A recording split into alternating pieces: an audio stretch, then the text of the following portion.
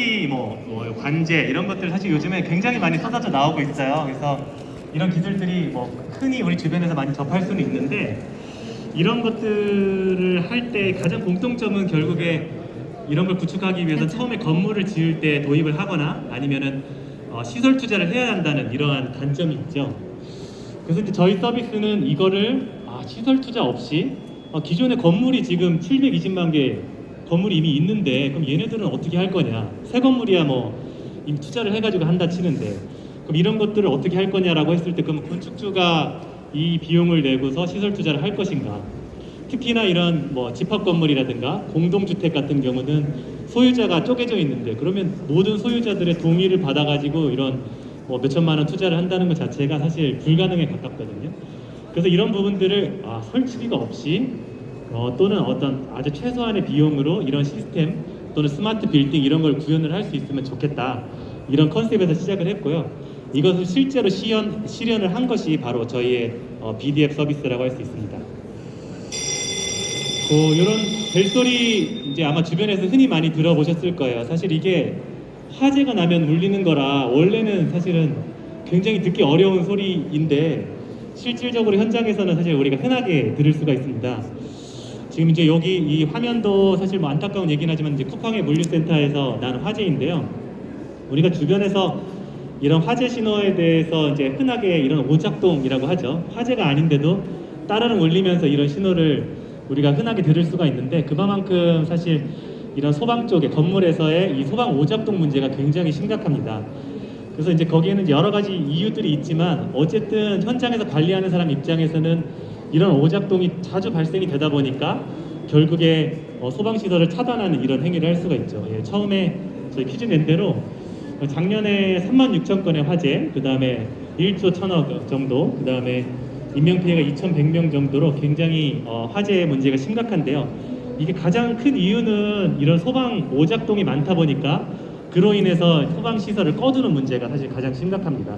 실제로 소방차가 출동을 했을 때 99% 이상이 실제 오작동인 경우거든요. 제가 9월 달에 이제 소방 방재전 전시회를 대구에서 하는 걸 나갔는데 이제 저녁에 전시회 끝나고서 이제 저희들끼리 이제 저녁을 먹고 있다가 그 옆에 이제 소방관 분이 앉으셨어요. 그래서 소방관분이 우리가 막 소방 얘기를 하니까 소방서에서 나오셨나 보다 해서 어디서에서 나오셨어요? 그래서 이제 같이 합석을 해가지고 막 얘기를 하게 됐는데 소방관 입장에서 출동을 하면서도 저거 불 안 난 건 알지만 사실 소방 신고를 받으면 무조건 의무적으로 현장까지 가야 되거든요. 그래서 이것 때문에 너무 힘들다 진짜. 그래서 정신적으로 스트레스가 많고 근데 이제 저희 서비스를 듣더니 이게 진짜 소방관들을 위한 복지 프로그램이다 이런 말씀까지 해주시긴 했는데 그런 만큼 사실 이 소방의 오작동 문제가 굉장히 심각한 상황입니다. 그래서 이제 이런 오작동 문제를 해결을 하려고 여러 시도들이 있었어요. 그래서 이런 이제 첫 번째 것은 소방수신기 제조사에서 나오는 이런 스마트 관제 시스템이고요. 앞서 말씀드린 대로 이런 시스템들은 이제 구축비가 시설 투자비가 필요해요. 보통 한 3천에서 5천만 원 정도의 시설 투자비가 필요하고요. 또 서울소방본부에서도 이런 심각성을 인식을 하고 이제 서울시에서 이제 2020년에 9억을 투자해갖고 700개 건물에 설치를 했어요. 그래서 원래 처음에 시작을 할 때는 소방 설비 수신기 제조사에서 여러 가지 지원을 받는 걸로 시작을 했는데 막상 프로젝트를 시작을 하니까 제조사에서 지원을 안 해주는 거예요. 그래서 단순히 화재 알림을 하는 정도만 구현이 됐고 사실 이것도 오작동이 많아가지고 사실 무용지물이 된 상황이에요.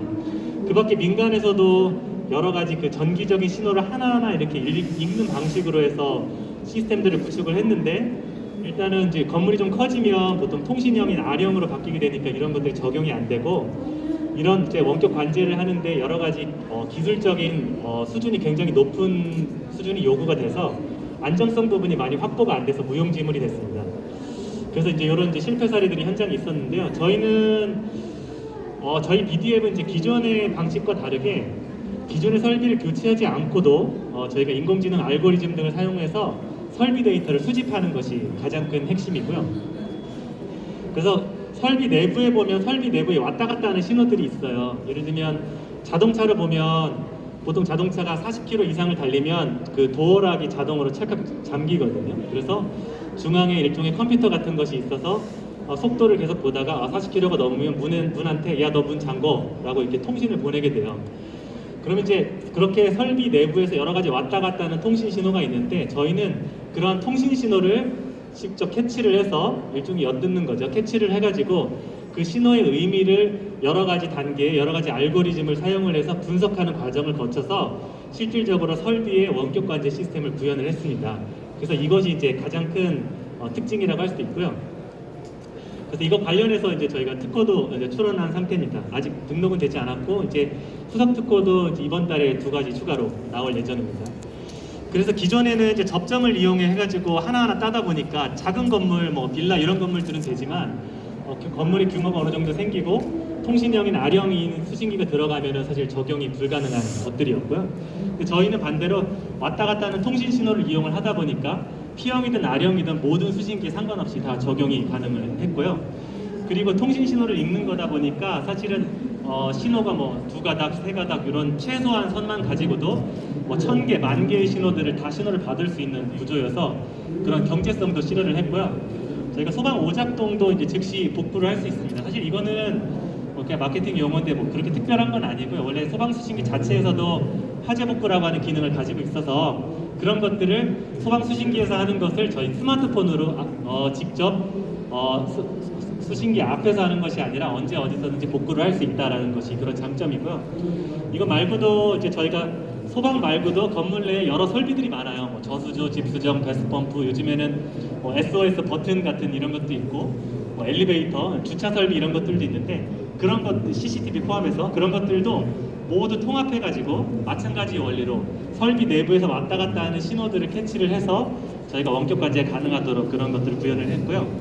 저희가 이런 것들을 원래 이거 하기 전에는 저희가 삼성이나 현대 대기업의 설비 모니터링을 했어요. 그래서 제가 만든 이런 원격 관제 시스템이 우리나라의 모든 반도체 회사, 자동차 회사에 현재 사용을 하고 있습니다. 그래서 그런 기술력들을 바탕으로 저희가 이런 BDF 서비스를 운영을 하고 있습니다. 그래서 이제 이게 도입 전후의 비교인데요. 사실 기존에는 건물의 관리자가 건물 내에서 따르릉 하는 이런 소리를 들으면 방제실로 뛰어갑니다. 그래서 방제실의 수신기를 보고 3층 어디에 불이 났구나 이걸 보고서 다시 현장으로 뛰어가서 그럼 어디서 화재가 났는지를 보고 이제 만약에 화재라고 하면 초기 소화를 하면 되는데 사실 99% 이상이 오작동이다 보니까 그냥 확인만 하고 다시 돌아와서 경보를 끄고 그런 다음에 다시 현장으로 가서 동작권 감지기를 조치를 하게 되는데요. 이게 FM이지만 사실 제가 건물 이제까지 한 600군데 정도를 봤는데 이렇게 FM대로 하는 데는 한 군데도 못 봤습니다. 그러니까 사실은 이제 그만큼 오작동이 빈번하기도 하고 이렇게 관리하는데 굉장히 어려움들이 많이 있습니다. 그래서 건물 관리하는 분들 입장에서 이런 소방 때문에 제일 스트레스가 많은데요. 이런 것들이 이제 스마트폰으로 원격 관제가 되게 되면 이 방제실 자체가 내가 있는 곳이 바로 방제실이 됩니다. 그래서 내가 건물이 어디에 있든지 바로 스마트폰으로 어디에서 화재가 났는지 신호를 바로 받을 수 있게 되고요. 그걸 통해서 즉시 현장으로 이동을 할 수도 있고 아니면 스마트폰으로 일단은 원격 복구를 통해서 저희가 70~80%의 오작동은 즉시 복구를 할 수 있습니다. 그래서 현장으로 이동한 다음에 만약에 이게 비화재보다 화재가 아니다라고 하면 스마트폰을 통해서 바로 경종이라든가 이런 연동정지 제어도 가능하게 구현을 할 수 있습니다. 이걸 통해서 기존에는 오작동이 자주 나는 사이트는 거의 100%다 꺼둘 수밖에 없던 상황을 저희 이제 BDM을 사용을 하면서는 소방시설을 항상 작동하는 상태로 유지를 시킬 수가 있습니다. 아마 여기 계신 분들 중에 많이 이제 아파트에 많이 사실 텐데요. 아파트에서 따르릉 소리를 못 들었다 하시면 그런 아파트는 100% 꺼뒀다고 보시면 됩니다. 이게 절대 오작동이 안 일어날 수가 없거든요. 굉장히 빈번하게 일어나는 그런 현장이라서 그렇게 보시면 됩니다. 그래서 이제 화재가 발생했을 때의 대응은 화재 신호가 발생했을 때 이제 스마트폰 앱으로 따르릉 하면서 전체 화면으로 바로 알려주게 되고 여기에 실제 어디서 화재가 발생된지 위치까지 표시가 됩니다. 그러면 스마트폰에서 일단 원격 복구를 통해서 한번 복구를 하게 되고요. 이게 실제 화재인 경우에는 다시 화재 신호가 들어오고 만약 오작동인 경우에는 70~80%는 즉시 복구가 됩니다. 그래서 이제 만약에 실제 화재인 경우에 신호가 다시 들어오게 되면 건물에 있는 CCTV도 연동을 해가지고 바로 현장의 상황을 확인을 할 수가 있고요. 이게 어려운 경우에는 위치를 보고서 현장으로 이동을 해서 화재 여부를 확인을 하고 그런 다음에 이제 화재가 아닌 경우에는 연동 정지를 통해서 실제 비상 방송이나 사이렌 이런 것들을 정지를 시킬 수가 있습니다. 실제 최근에도 여러 가지 사고들이 많이 있고 대전의 아울렛 같이 인명 피해가 크게 나는 굉장히 안타까운 사고들이 많이 있는데 사실 다 대부분이 다 소방시설 차단으로 발생이 되는 거예요. 저도 그 대전 아울렛의 그 블랙박스가 공개된 걸 봤는데 지하 주차장으로 차가 들어가는데 저 멀리서 막 크게 막 화재가 나서 불이 타고 있는데도 스프링클러가 동작을 안 하더라고요. 그러니까 이게 2년밖에 안 된 건물인데 그렇게 될 수가 없어요. 결국에는 다 이게 스프링클러를 꺼둔 거라고 볼 수밖에 없는 거죠. 그래서 그런 안타까운 사고들이 있는데 저희 BDM을 이용을 하면 그러한 상황들을 다 막을 수가 있습니다. 그리고 또 이제 법규가 굉장히 강화돼서 사실은 이제 소방시설 차단으로 인해 가지고 인명 피해가 발생하면 이게 최대 10년형으로 굉장히 처벌이 세거든요. 그런 부분들도 사실 굉장히 중요하게 부각이 되고 있는 것 같습니다. 앞서 말씀드린 대로 저희는 내부의 통신 신호를 이용을 하다 보니까 사실 P형이든 R형이든 모든 수신기를 다 지원이 가능하고요. 소방 수신기에 있는 모든 내용들을 스마트폰으로 제어가 가능합니다. 그래서 당연히 화재 알림 부저 발신기 표시 내용, 사람이 누른 발신기 표시 내용도 확인이 되고요. 원격 복구도 되고 화재 신호 발생 위치, 어디에서 화재가 났는지, 어떤 설비가 주펌프가 동작을 했는지, 방화 셔터가 동작을 했는지 이런 부분들도 다 확인할 수 있습니다. 저희가 내부 통신을 이용을 하다 보니까 간혹 현장에 따라서 80년대의 설비를 아직도 사용하시는 건물들도 있어요. 이제 그런 데는 내부 통신이 없는 경우도 있거든요.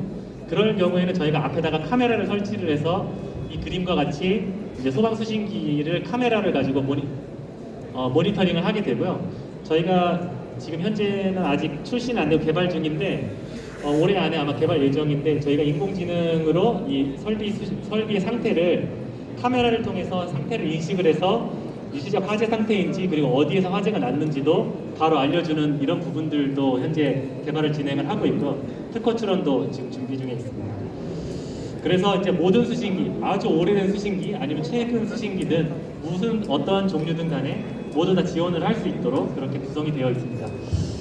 이런 서비스들 비슷한 게 나와 있는 게들이 좀 있어요. 그래서 대부분은 다 어떤 접점 신호를 하나하나 전기적인 신호를 이용하는 방식이고 그렇기 때문에 R형은 지원이 안 되는 거고 여기 같은 경우는 접점을 이용하는 것 플러스 이제 R형의 경우에 비상방송 신호를 읽는 건데 문제는 이제 비상방송 신호를 꺼두거나 하는 경우에는 알림을 받을 수가 없고 그리고 비상방송 자체가 이제 굉장히 러프한 수준이에요. 호실별 수준이 아니라 층별 수준의 정보이기 때문에 그런 부분에서 한계가 있습니다. 또한 서비스 안정성 부분에서도 좀 문제가 되고 있는데요. 저희는 굉장히 많은 레퍼런스를 현재 확보해서 안정적으로 운영을 하고 있는 상황입니다.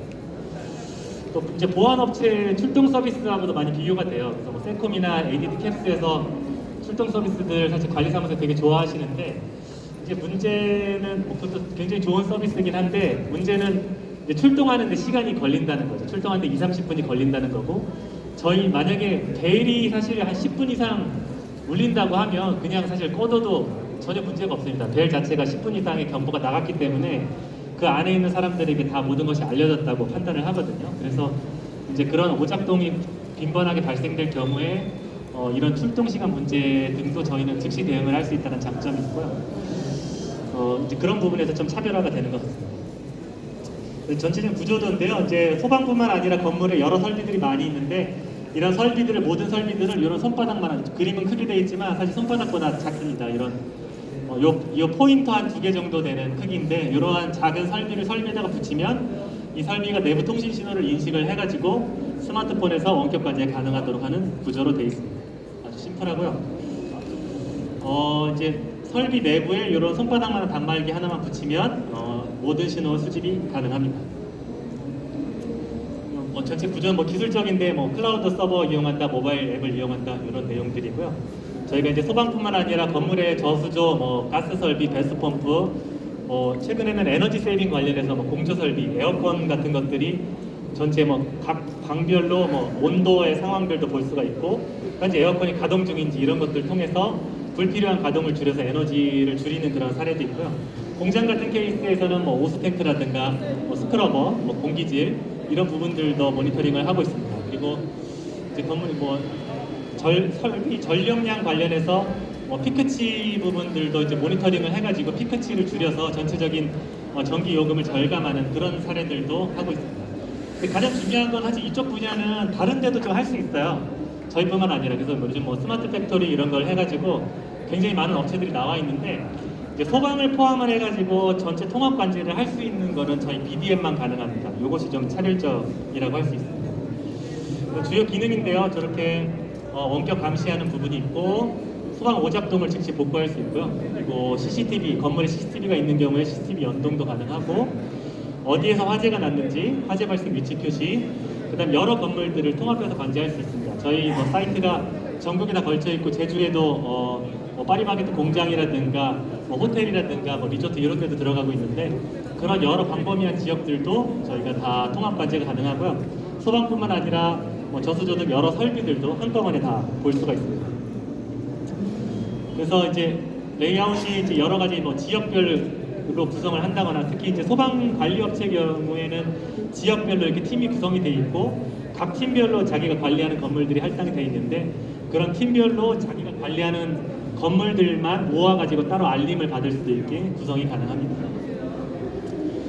기존 설비를 그대로 사용한다는 것이 장점이고, 그래서 대규모 시설 투자가 필요 없다는 것이 큰 장점이고요. 소방 원격 관제가 가능해서 사실 방제실이 아닌 모든 현장에서 스마트폰으로 관제가 가능하고, 초기 소화에도 즉시 대응을 할 수 있다는 장점이 있습니다.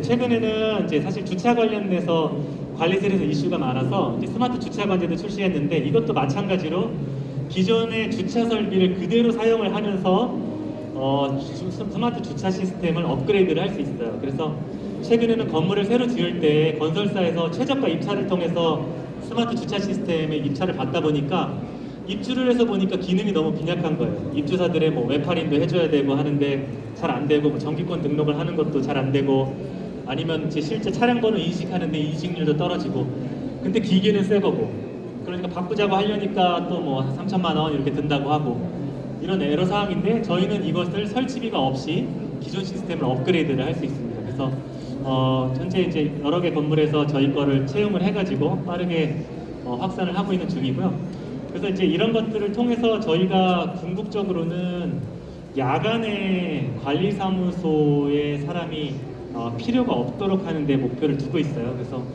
밤에는 사실 주무셔야 하잖아요. 근데 이런 여러 가지 이유로 인해서 밤에도 계속 못 주무시고 이렇게 쪽잠을 주무시고 하는 분들이 많이 계셔서, 그런 것들을 저희가 이런 시스템으로 문제를 해결할 수 있지 않을까 싶고, 또한 그런 것들을 통해서 업무를 효율화하고, 야간에 사람을 한 명을 줄이면 24시간 2교대로 하다 보니까 최소 비용을 월 500~600만 원 정도를 세이브를 할 수 있습니다. 그 단적인 예로 이제 저희가 현대백화점 한 사이트에, 대전은 아니고 다른 사이트에 들어갔는데, 거기에도 24시간 항상 소방수신기 앞에 2인 1조로 사람을 상주를 시켰었는데요. 이제 야간에는 그 인원을 이제 줄이고서 그냥 다른 업무들을 볼 수 있도록 해서 이제 효율화를 했습니다. 그래서 좀 안타깝게도 저희도 대전에 좀 빨리 들어갈 수 있으면 훨씬 피해를 줄일 수 있지 않을까, 이런 좀 안타까운 마음이 있습니다. 그래서 지금 아마 전체 통합관제 시스템으로 구축하는 것으로 지금 협의를 하고 있는 중입니다. 그래서 이제 저희가 롯데마트라든가 이런 아파트, 자이 아파트, 그다음에 오뚜기 공장이나 농심, 그다음에 여러 오피스텔 이런 데에도 많이 도입이 됐고요. 그래서 사실 이제 소방은 이제 감지기 오작동 문제가 가장 크고, 그런 부분들을 원격으로 복구하고 즉시 이제 스마트폰으로 대응할 수 있다는 부분이 차별점으로 가장 복구가 많이 강조가 되고 있는 그런 상황입니다. 그래서 저희가 이제까지 한 300개 정도 레퍼런스가 확보가 됐고요. 그래서 국립중앙의료원이라든가 세종정부청사 체육관, 중부발전소, 아파트 오피스텔, 교회, 사찰, 그다음에 학교, 그다음에 공장, 마트 이런 식으로 굉장히 다양한 레퍼런스를 확보를 하고 있습니다. 그다음에 파트너들도 많이 확보를 하고 있고요. 그래서 건물관리회사나 소방수신기 제조사, 그다음에 소방 유지관리회사 등도 하고 제휴를 하고 있습니다.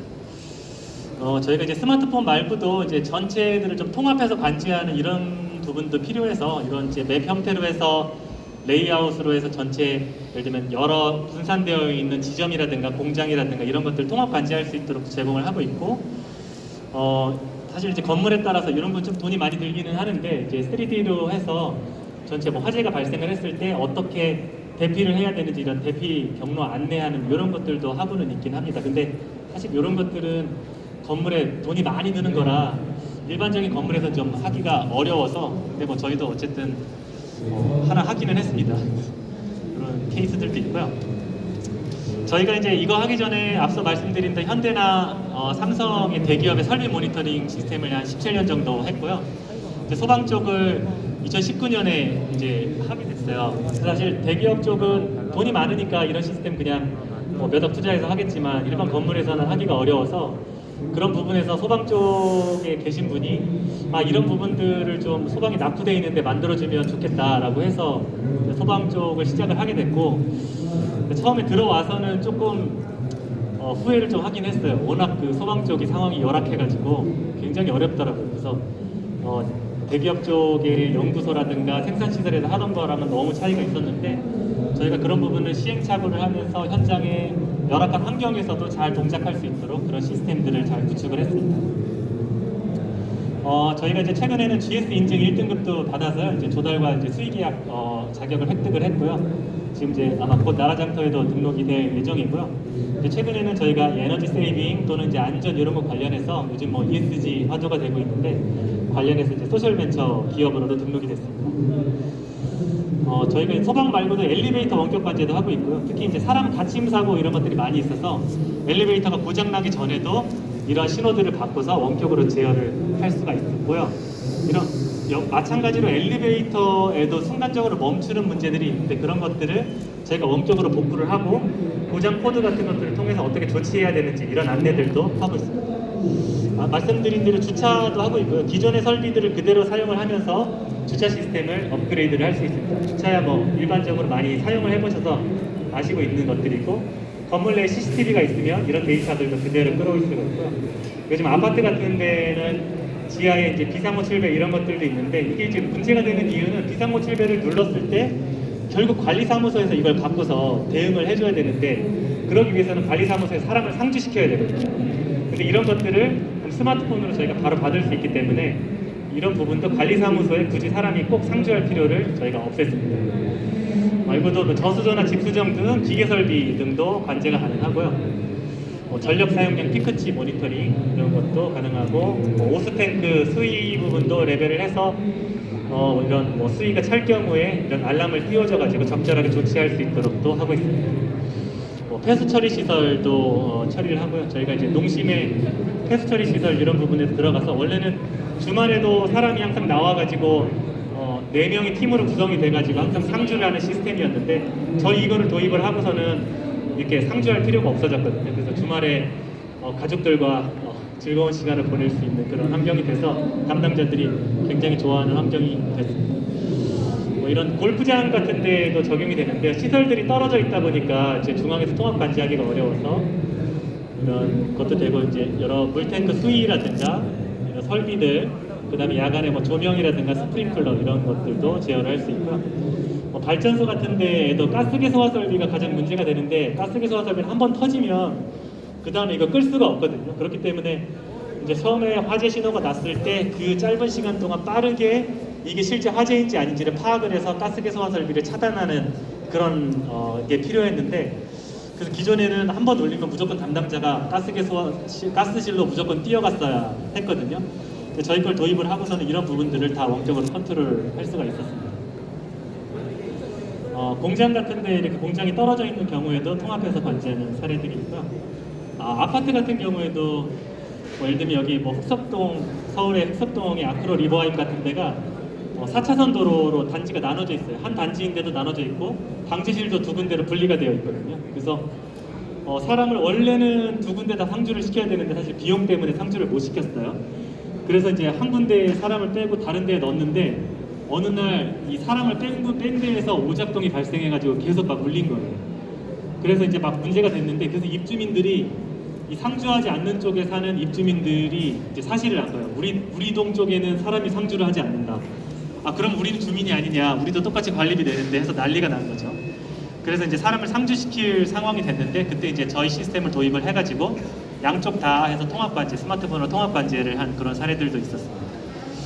그다음에 이제 이런 대학교의 캠퍼스에도 저희가 됐고 광주교육대나 전남대 쪽에 설치가 됐습니다. 그래서 이제 이러한 어떤 소방에서의 오작동이라든가 화재가 발생했을 때 신속한 사고 대응이 되고요. 항상 사람을 상주시켜야 되는 이런 운영 비용 부분에서 절감을 시킬 수 있고 또 훨씬 사람이 보는 것보다 더 안전하게 그리고 한 사람뿐만 아니라 여러 사람이 동시에 여러 가지 문제 상황들에 대한 시그널을 동시에 받을 수 있기 때문에 훨씬 이제 안전한 건물 관리가 가능해지고요. 기존에는 소방 오작동이 많기 때문에 소방벨이 따르릉 울려도 사실 대피하는 사람이 없습니다. 이게 사실 굉장히 심각한 문제인데 이런 소방 경보의 신뢰성도 저희가 이제 비화 제보를 감소시킴으로써 신뢰성을 확보할 수 있지 않을까 이렇게 생각합니다. 뭐 해킹의 위험 이런 것들도 많이 여쭤보시는데요. 저희가 실제로 이제 대기업에 납품을 할 때도 대기업에서 모의 해킹 테스트 이런 것들도 하고요. 그 다음에 이런 보안 관련해서 여러 가지 보안 인증 테스트도 하고 저희가 최근에 이제 굿소프트웨어 1급 나라에서 하는 인증을 받으면서 이게 TTA에서 인증을 해주는 건데 여기에도 여러 가지 철저한 보안 검증 절차들이 다 있습니다. 그러한 테스트에도 저희가 다 통과를 해서 실제로 저희처럼 이렇게 보안에 대비되어 있는 솔루션은 현재 시장에는 없는 걸로 알고 있습니다.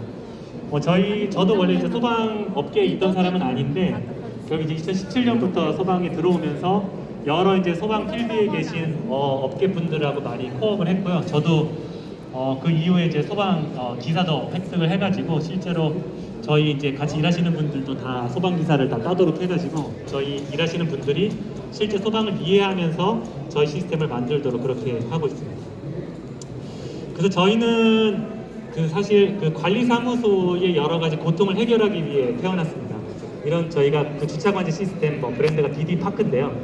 이 BD파크도 그러한 연장선상에 있습니다. 그래서 관리사무소에 있는 모든 기능들이 향후에는 온라인화되고 요즘에 뭐 메타버스 이렇게 얘기하는데 그런 가상의 온라인 공간으로 이전이 될 거라고 생각을 하고요.